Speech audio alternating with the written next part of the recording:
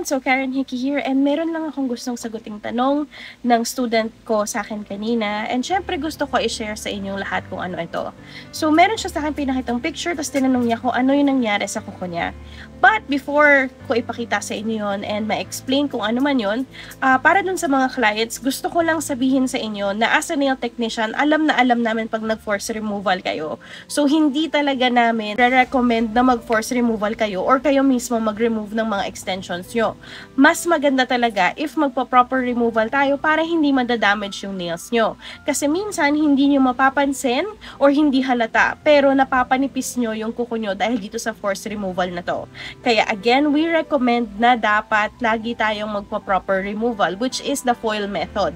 Or yung papanipisin natin yung extensions nyo and then babalutin natin ito sa foil or ibababad natin ito sa acetone. So, ganito yung itsura ng forced remove na nail extensions. So, nakikita nyo may para siyang onion skin na tinatawag or, 'di ba, yung parang nagpipeel off. So, yaan yung mga layers ng nails natin na natatanggal dahil finorce remove nyo sila. And, pag lagi nyo siyang ginagawa, magkakaroon ng time na para kayong nagkaroon ng ring of fire na dun sa nails ninyo nang hindi kayo gumagamit ng e-file. So, technically, ang nangyari lang dito is pinapanipis nyo yung kuko nyo dahil hila lang kayo ng hila. Anyway, yung tanong sa akin ng student kanina is this one. Ano daw ba itong nasa nail niya? Okay. So, ito, nangyayari to minsan due to trauma. So, pwede kasing due to trauma yan, pwede rin due to infection. So, ang tawag natin dyan is onycholysis. So, ang onycholysis nga, katulad ng sinabi ko kanina, ay pwedeng mangyari because of trauma. When we say trauma, either naipe, tumama, nabagsakan, kaya humiwala yung kuko nyo from the nail bed.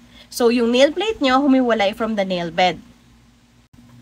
And syempre, pwede rin siyang mangyari if ever nagkaroon kayo ng infection sa nails nyo due to pwedeng nahawa kayo sa bacterial infection or fungal infection, pwede rin siya mangyari.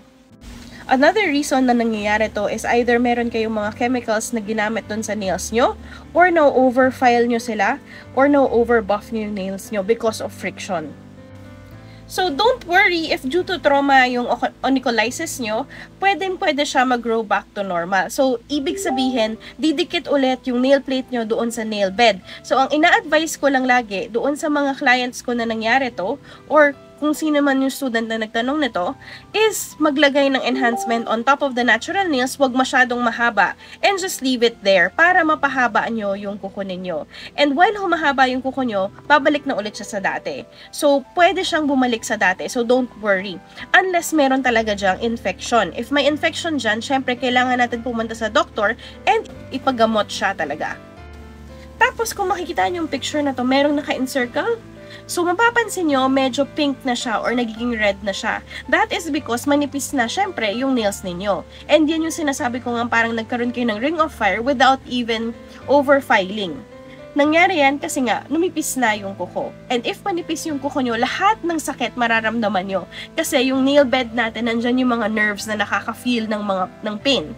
So, iwasan natin na tayo mismo yung magre-remove ng enhancement natin or pag hindi tayo magre-remove properly. Kaya lagi natin i-recommend sa mga ating friends and sa ating mga clients na always remove your extensions properly para maiwasan nyo yung mga ganito.